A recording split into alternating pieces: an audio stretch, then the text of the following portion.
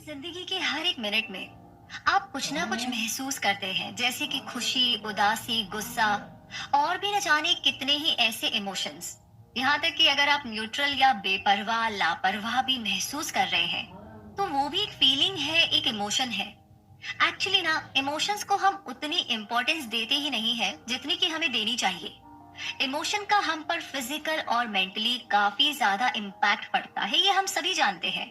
लेकिन अक्सर इन्हें सिर्फ परेशान करने वाली चीज के तौर पर देखा जाता है।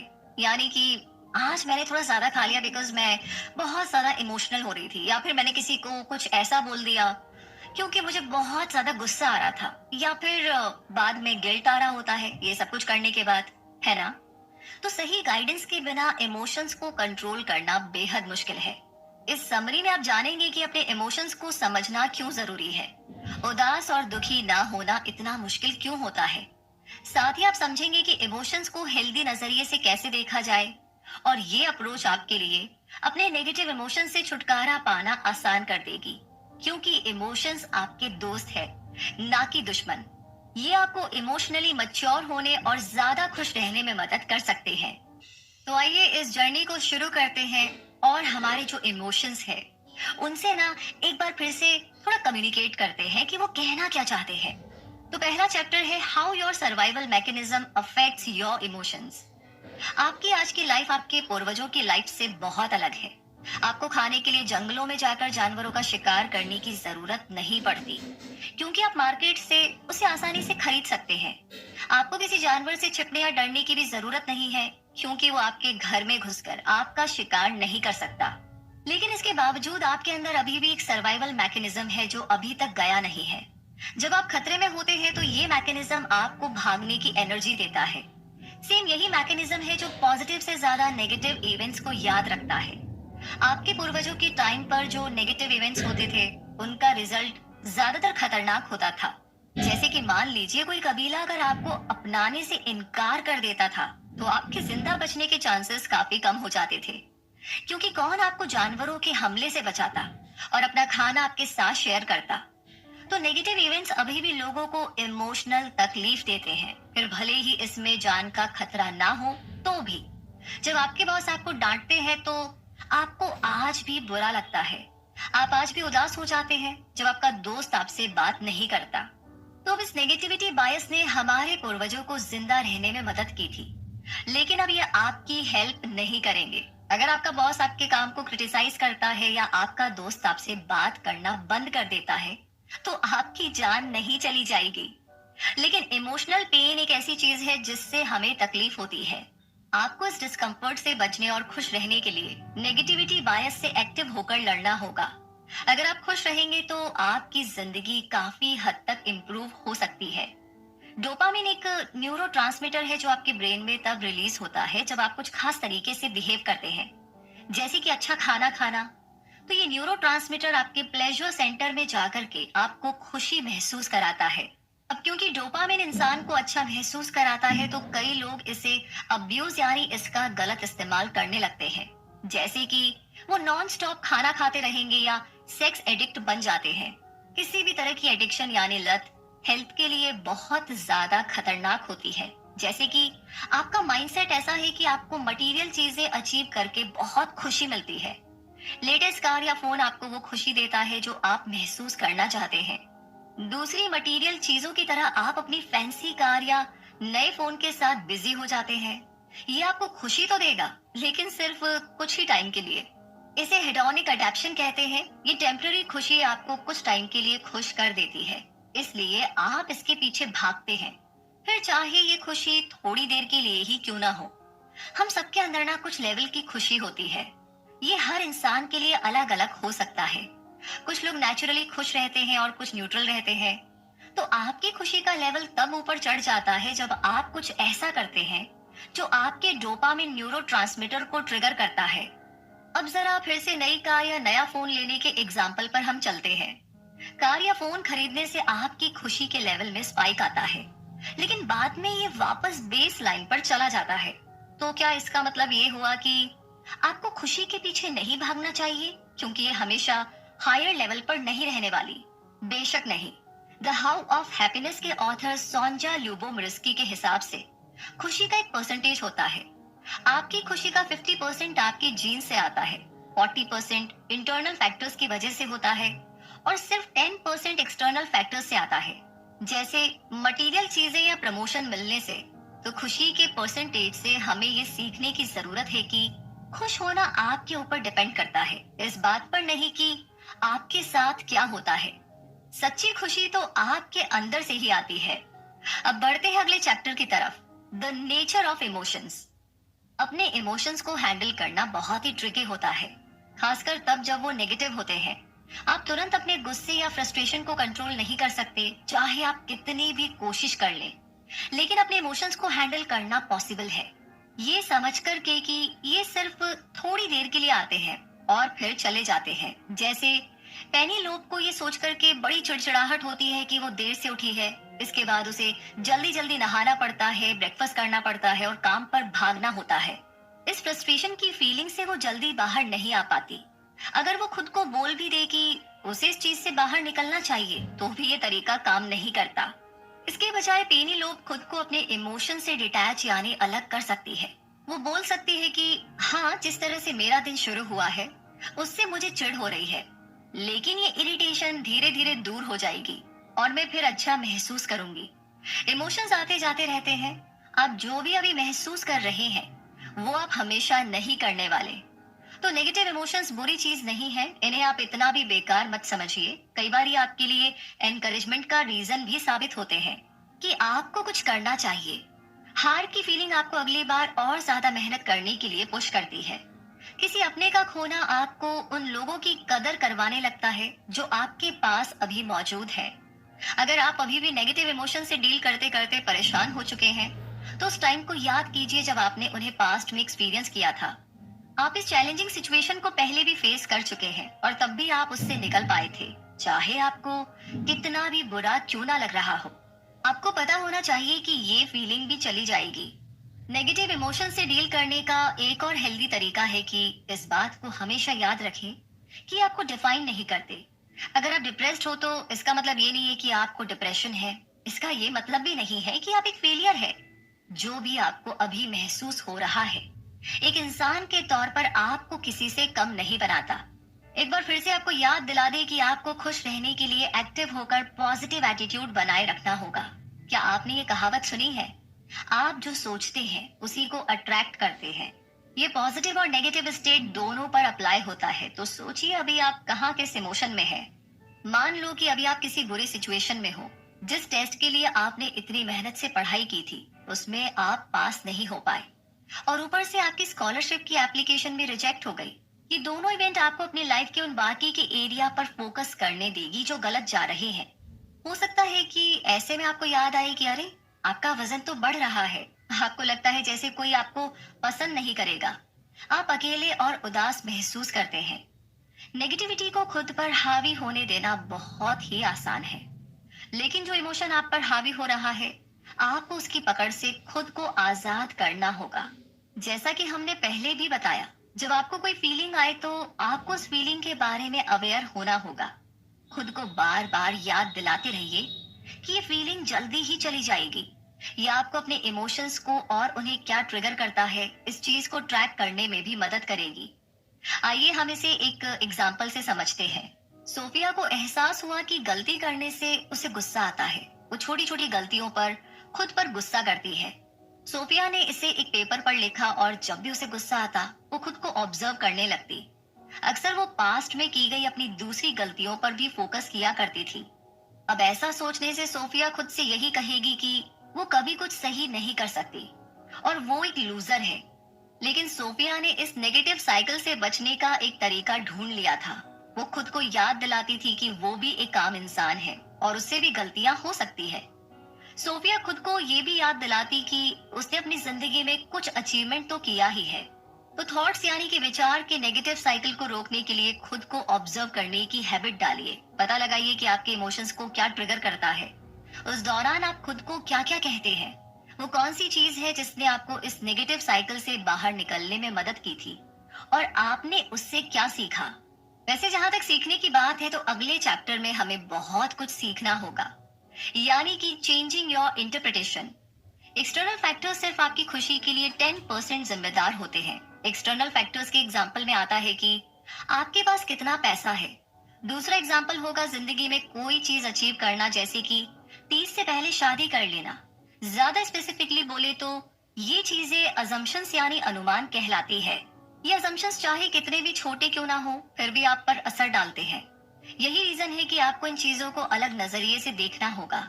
नीचे कुछ कॉमन बिलीफ्स के बारे में बताया गया है। ये एक प्रॉब्लम है।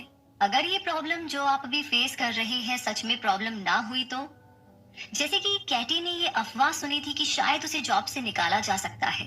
शुरू में उसने सोचा कि अगर ऐसा हुआ तो बड़ी प्रॉब्लम हो जाएगी, लेकिन फिर उसने इसे एक अपॉर्चुनिटी के तौर पर देखा कि वो अब अपने ड्रीम जॉब को फॉलो कर सकती है।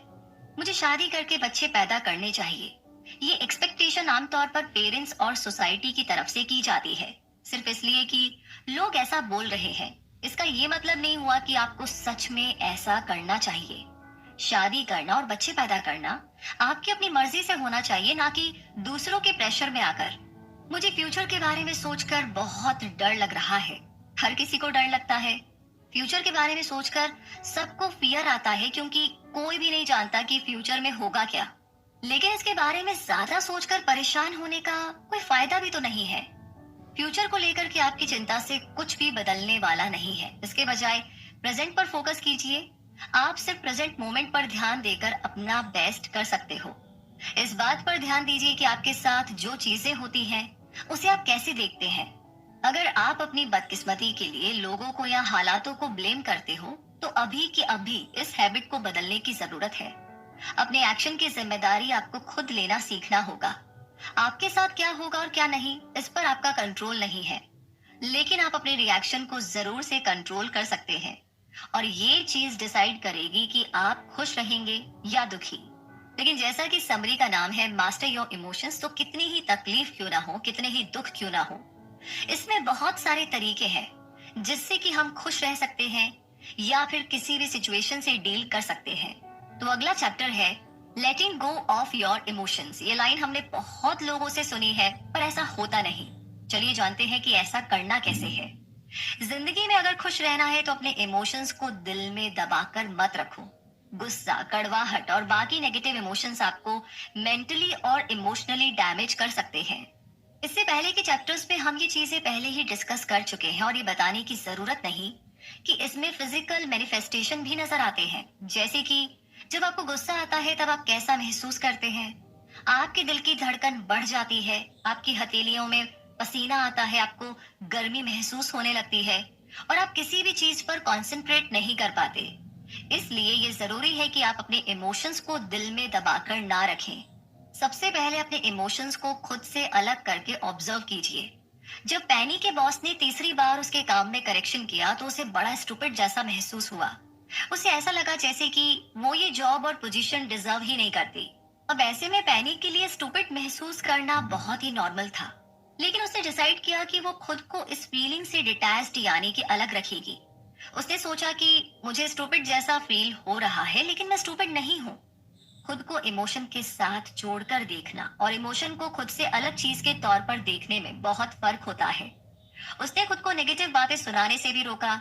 ऐसे में आम तौर पर पैनी उन पलों को याद करने लगती थी जब उसने स्टूपिड जैसा महसूस किया था। ये चीज उसे खुद के बारे में और भी बुरा महसूस कराती थी। तो पैनी ये सोचकर अपने स्टूपिड फील करने की फीलिंग को बढ़ाना नहीं चाहती थी। दूसरा, अपने इमोशन को एक लेबल दीजिए। इमोशन को एक ऐसी चीज समझिए जो टेम्पररी है। जैसे कि आप कोई कपड़ा पहनते हो तो उसे बदलते भी हो। इमोशंस आपको डिफाइन नहीं करते। अपने इमोशंस को देखने का नजरिया चेंज करने के लिए उस चीज पर वापस जाइए जो पैनी ने किया था। ये सोचने के बजाय कि मैं बहुत दुखी हूँ, इस स्टेटमेंट को एकदम अलग तरीके से फ्रेज कीजिए, जैसे कि मुझे दुख हो रहा है या मुझे दुख महसूस हो रहा है। तो ये चीज आपके और आपके इमोशन के बीच कुछ दूरी क्रिएट करेगी। इस तरह आपके लिए उनसे दूर होना आसान हो जाएगा।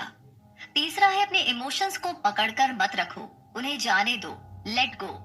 ये समझिए कि ऐसे दो कारण हैं जिनकी वजह से आप अपने इमोशंस पर डिपेंडेंट हो जाते हैं। पहला तो ये कि उस कहानी या उन बातों को और मजबूत कर देता है जो आप खुद को सुनाते हो। जब आप उदास होते हो तो उस टाइम आप और भी ज्यादा दुखी महसूस करना चाहते हो। ये बड़े अफसोस की बात है कि आमतौर पर लोगों के अंदर खुद को तकलीफ पहुंचाने की टेंडेंसी होती है। दूसरी बात, आपको लगता है कि आप अपने इमोशंस हो, लेकिन आपको पता है ये बात क्यों सच नहीं है। आप तब तक परेशान रहोगे जब तक आप खुद को अपनी फीलिंग्स के साथ जोड़ना बंद नहीं करोगे। जैसे कि एमिली को अधूरापन सा महसूस होता है। अपने दोस्तों और कलीग्स के कंपैरिजन में वो खुद को लूजर समझती है। वो लोग इतने पर्सनल माइलस्टोन्स अचीव कर रहे थे कि एमिली को उनसे जलन होने लगी थी। तो एमिली ने डेली गोल्स की टू डू लिस्ट बनाई। उसे खुद पर प्राउड महसूस करने की जरूरत थी। उसने वो सारे गोल्स लिस्ट से हटा दिए जो एक दिन में करना नामुमकिन था। जैसे कि एमिली ने लिखा कि वो अपनी हेल्थ को इम्प्रूव करने के लिए 1 घंटा जॉगिंग करेगी।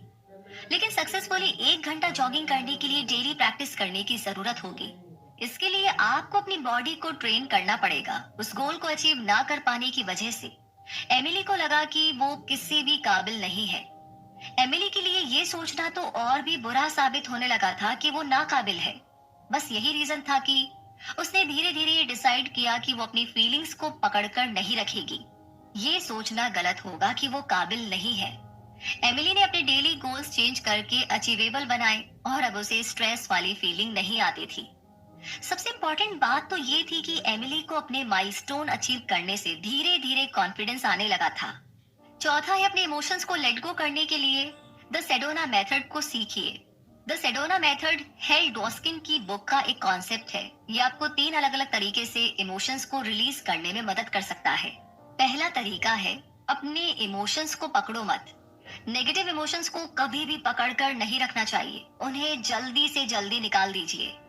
दूसरा तरीका है, उन इमोशंस को अपनी जिंदगी में एक स्पेस बनाने दो। ऐसा करके आप जो महसूस कर रहे हैं उसे स्वीकार करते हैं, लेकिन उनसे चिपके नहीं रहते या उन्हें अपनी पहचान नहीं बनने दे रहे। आप बस उन्हें आने दीजिए। तीसरा तरीका है, उन्हें वेलकम करो। इसमें आप बिना किसी जजमेंट के अपने इमोशंस को एक्सेप्ट करते हो। उन्हें करीब से ऑब्जर्व करके आप जान पाएंगे कि ये इमोशंस आखिर आ कहां से रहे हैं। द सेडोना मेथड के अकॉर्डिंग अपने इमोशंस को लेट गो करने के लिए आप ये 5 स्टेप्स अप्लाई कर सकते हैं। स्टेप नंबर 1 है, एक खास इमोशन पर फोकस कीजिए जिस पर आप काम करना चाहते हैं। जरूरी नहीं है कि ये वो इमोशन हो जो आप स्ट्रांगली महसूस करते हैं। ये कोई भी सिंपल सा इमोशन हो सकता है, जैसे कि लंबी लाइन को देख करके चिड़चिड़ापन महसूस होना। सेकंड और थर्ड स्टेप में आपको खुद से ये सवाल पूछने होंगे। ये उस अप्रोच पर डिपेंड करता है जो आप ऊपर बताए गए तीनों तरीकों में से चुनेंगे। फर्स्ट तरीके के लिए, क्या मैं इस फीलिंग को जाने दे सकती हूँ और क्या मैं इस फीलिंग को जाने दूंगी। सेकंड तरीके के लिए, क्या मैं इस फीलिंग को यहाँ रहने दे सकती हूँ, क्या मैं इस फीलिंग को यहाँ रहने दूंगी। थर्ड तरीके के लिए, क्या मैं इस फीलिंग को वेलकम कर सकती हूँ और क्या मैं इस फीलिंग को वेलकम करूंगी। तो पूरी तसल्ली के साथ हर सवाल का जवाब ईमानदारी से देने की कोशिश करें। यहाँ कोई गलत या सही जवाब नहीं है। इसे समझने का बस एक तरीका है कि आप क्या फील कर रहे हो ये समझो और फिर उस फीलिंग को आने दो। चौथा स्टेप है खुद से पूछना, कब। आपका जवाब हमेशा होना चाहिए, अभी। आपको इस फीलिंग से छुटकारा पाना है, बहाने मत बनाओ। आपको इसे रिलीज करना ही होगा, चाहे कुछ भी हो जाए। पांचवा स्टेप है, पूरे प्रोसेस को फिर से रिपीट कीजिए जब तक कि आपने जो इमोशन फोकस करने के लिए चूज किया है वो दूर ना हो जाए। अब वैसे तो सेडोना मेथड सुनने में इतना सिंपल लगता है कि ये इफेक्टिव होगा या नहीं, इस बात पर डाउट होता है। लेकिन कई बार सिंपल से सिंपल चीजों का भी जिंदगी पर सबसे गहरा इम्पैक्ट पड़ता है। अगर आपको इस प्रोसेस पर भरोसा नहीं भी है तो भी आप इसे ट्राई तो कर ही सकते हैं। डेली अपने इमोशंस को जाने देने की प्रैक्टिस कीजिए। जल्द ही आप अपने इमोशंस के मास्टर बन जाएंगे। लेकिन अभी मास्टरी हासिल करने में एक और चीज है जो आपको फॉलो करनी है और समझनी है, और वो है अगला chapter, how emotions can guide you in the right direction. Emotions जो है वो आते जाते रहते हैं, लेकिन सिर्फ इसलिए कि वो टेम्पररी है इसका मतलब ये बिल्कुल नहीं है कि ये आपकी जिंदगी चेंज नहीं कर सकते। कोई भी जिंदगी में अनकंफर्टेबल या दुखी महसूस नहीं करना चाहता, है ना। लेकिन ये फीलिंग्स कई बार एक साइन भी हो सकती है, क्योंकि इमोशंस आपको एक मैसेज भेजते हैं और आपको उन्हें अनदेखा नहीं करना चाहिए। अब जैसे कि एक एग्जांपल लेते हैं, हैरियट हमेशा स्ट्रेस में रहती है, उसे किसी भी चीज से खुशी नहीं मिलती। ना अपनी जॉब से, ना अपनी रिलेशनशिप से और ना ही अपनी अचीवमेंट से। फिर अचानक एक दिन हैरियट ने डिसाइड किया कि वो एक नए शहर में रहने चली जाएगी। अब ये हैरियट की जिंदगी का अब तक का सबसे बेस्ट डिसीजन था। वो हर रोज नई सुबह का इंतजार करती थी। छोटी छोटी चीजों में भी उसे खुशी मिलने लगी। हैरियट आज से पहले अपनी जिंदगी में इतनी खुश कभी नहीं थी। तो अपने इमोशंस को समझने के लिए सेल्फ अवेयरनेस की जरूरत होती है। हैरियट ने अगर अपनी फीलिंग्स को अनदेखा किया होता तो वो अपनी लाइफ का इतना इम्पोर्टेंट डिसीजन कभी नहीं ले पाती। उसे पता था कि उसे अपनी जिंदगी में कुछ चेंज करने की जरूरत है, और अगर हैरियट ये मानने से इनकार कर देती कि वो नाखुश है तो ये कभी भी पॉसिबल नहीं हो पाता। सेल्फ अवेयरनेस आपको अपने थॉट्स, इमोशंस और बिहेवियर को ऑब्जर्व करने की एबिलिटी देता है। ये आइडिया जिम डेटमर और डायना चैपमैन की book the 15 commitments of conscious leadership से लिया गया है। सेल्फ अवेयरनेस एक सिंगल लाइन यूज करके प्रैक्टिस की जा सकती है। जो भी आप सोचते हैं, महसूस या बिहेव करते हैं, खुद से पूछिए क्या वो लाइन से ऊपर है या नीचे। अब यहाँ पर लाइन से ऊपर का मतलब है कि आप इस बात के प्रति सेल्फ अवेयर हो कि आप क्या कर रहे हो। इसका मतलब कि आप पॉजिटिव स्टेट ऑफ माइंड में हो। अगर आप क्यूरियस हो और कॉन्शियसली कुछ सुन रहे हो तो आप लाइन से ऊपर हो। साथ ही आप जो भी महसूस कर रहे हो उसे खुद को फील करने देते हो, और लास्ट में आप चीजों को अप्रिशिएट करते हो और अपने एक्शन की जिम्मेदारी लेते हो। तो लाइन से नीचे होने का मतलब है कि आपके लिए अपने इमोशंस को कंट्रोल करना मुश्किल है। ये कुछ टिपिकल बिहेवियर, एक्शन और फीलिंग्स है जो बताते हैं कि आप लाइन से नीचे हैं। जब आप लगातार खुद में और दूसरों में कमियां ढूंढने लगते हैं, आप बहस और गॉसिप करते हैं। इसके अलावा आप ये भी नहीं चाहते कि कोई आपके बिलीव्स को चैलेंज करे, इसलिए आप उन लोगों को नजरअंदाज करने लगते हो जिनका ओपिनियन आपसे अलग होता है। आप जो भी करें, पहले खुद से पूछिए क्या ये लाइन के ऊपर है या नीचे। इसका जवाब आपको ये डिसाइड करने में मदद करेगा कि क्या आपको अपने इमोशंस को जाने देना चाहिए। तो इस बहुत ही कमाल की टेक्निक को जानने के बाद अब अगला चैप्टर जानते हैं, रिकॉर्डिंग योर इमोशंस। ये कैसे करना है, आइए समझते हैं। अपने इमोशंस को रिकॉर्ड करने का मकसद क्या है? ये आपको आइडिया देने के लिए है कि कैसे और ज्यादा पॉजिटिव इमोशंस को एक्सपीरियंस किया जाए। इससे पहले कि आप ये करें, आपको अपने करंट इमोशनल स्टेट के बारे में पता होना चाहिए। एक हफ्ते के लिए उन इमोशंस को ऑब्जर्व कीजिए जो आप डेली फील करते हैं। इसके लिए एक नोटबुक या पेपर भी चलेगा। 1 से 10 के स्केल पर अपनी फीलिंग्स को रेट कीजिए। 1 सबसे बुरे के लिए और 10 बेस्ट के लिए। हर हफ्ते के एंड में इसे टोटल स्कोर दीजिए। साथ ही आपको इन सारे सवालों का जवाब भी देना होगा। आपने क्या नेगेटिव इमोशंस फील किया? इन फीलिंग्स की वजह क्या है? उस नेगेटिव इमोशन के एक्सपीरियंस और आपने उसका क्या मतलब निकाला, उसे याद कीजिए। क्या आपकी इंटरप्रिटेशन सही थी? वो सिचुएशन के फैक्ट्स के कितने करीब था? नेगेटिव इमोशन को महसूस करने से रोकने के लिए आपने क्या किया? क्या ये नेचुरली हुआ या आपने उन्हें रिलीज करने के लिए एग्जैक्टली कुछ किया? अगली बार इन नेगेटिव इमोशन से बचने के लिए आप क्या कर सकते हैं? तो अपने इमोशंस को रिकॉर्ड करके आप 2 चीज अचीव करेंगे। एक तो ये कि आप हर हफ्ते उनके प्रति अवेयर होंगे। इससे आप अपना पॉजिटिव मूड मेंटेन रख सकते हैं या खुद को खुश करने के तरीके ढूंढ सकते हैं। दूसरा ये कि आप नेगेटिव इमोशन से छुटकारा पाने और खुश रहने की प्रैक्टिस कर सकते हैं। और इसी के साथ अब हम पहुंच गए हैं इस समरी के कंक्लूजन पर। एक बार फिर से दोहराते हैं कि हमें हमारे इमोशन से कम्युनिकेट कैसे करना है, कैसे बात करनी है, कैसे समझना है, कहाँ पर हमें स्टॉप कहना है और कहाँ पर हमें उनके साथ आगे बढ़ना है। तो मुद्दा मामला ये है कि सबसे पहले आपने नेगेटिव इमोशंस के बारे में जाना। ये एक सर्वाइवल मैकेनिज्म है जिसने हमारे पूर्वजों को जिंदा रहने में मदद की थी। इसलिए आपके अंदर भी अभी तक नेगेटिविटी बायस है। आपको इस नेगेटिविटी बायस से एक्टिव होकर के लड़ना होगा, क्योंकि ये आपको खुश रहने से रोकता है। आपकी खुशी इस बात पर डिपेंड करती है कि आप क्या करते हैं और क्या सोचते हैं, ना कि इस बात पर कि आपके साथ क्या हो रहा है। दूसरा, आपने जाना कि इमोशंस टेम्पररी होते हैं।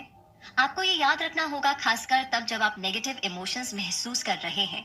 याद रखिए कि सारी बुरी चीजें जल्दी ही चली भी जाएंगी और आप उन्हें दूर कर सकते हैं। तीसरा ये कि आपने अपने नजरिए को चेंज करने के बारे में जाना ताकि आप खुश रह सके। उन असम्पशंस को मत सुनिए जो लोग आपके बारे में बनाते हैं, जैसे कि आपको शादी करने और घर बसाने की तब तक जरूरत नहीं है जब तक कि आप खुद न चाहे। आप जो नहीं चाहते उसे करके आपको कभी भी खुशी नहीं मिलेगी। चौथा, आपने जाना कि अपने इमोशंस को आने से रोकिए मत। अपने इमोशंस को डिटैच होकर ऑब्जर्व कीजिए, उन्हें लेबल कीजिए और आने दीजिए। पांचवा, आपने सेल्फ अवेयरनेस के बारे में जाना। इमोशन एक साइन हो सकता है कि आपको अपनी जिंदगी में कुछ चेंज करने की जरूरत है। तो हर थॉट और एक्शन के बारे में सोचिए कि वो लाइन के ऊपर है या नीचे। लाइन के ऊपर से मतलब है कि उससे आपको फायदा होगा, और लाइन के नीचे से मतलब है कि वो आपके दुख की वजह बन सकता है। छठा, आपने अपने इमोशंस को रिकॉर्ड करने के बारे में जाना। आप क्या फील करते हो उसे नोट करते रहो, ताकि आप खुश रहने के तरीके ढूंढ सको। हमेशा याद रखिए कि आपके इमोशंस आपको डिफाइन नहीं करते। इमोशंस आते जाते रहते हैं। अच्छे इमोशंस आपको खुशी देने आते हैं, जबकि बुरे इमोशंस आपको कुछ सिखाने के लिए आते हैं। इसलिए आप दोनों को एक खुशहाल और भरपूर लाइफ जीने के लिए यूज कर सकते हैं। और इन्हें यूज कैसे करना है, ये टेक्निक आपने सीखी आज की इस समरी में। तो इसी के साथ ये यहीं पर कंप्लीट होती है। इस समरी के बारे में आपकी क्या राय है, क्या कहना चाहते हैं? या ये समरी सुनते सुनते कौन सा इमोशन ट्रिगर हो गया, या फिर आपने अपने किस इमोशन को कैच किया कि यार ये वाला इमोशन ना ज्यादा हावी होता है, या फिर ना मुझे इस इमोशन पर ना काफी काम करना होगा, या फिर इसकी बात सुननी होगी, या फिर इसे कंट्रोल तो नहीं बोलेंगे लेकिन इसे बैलेंस करना होगा। कंट्रोल किसी भी इमोशन को नहीं करना है, हमें बैलेंस करना है। जय हिंद।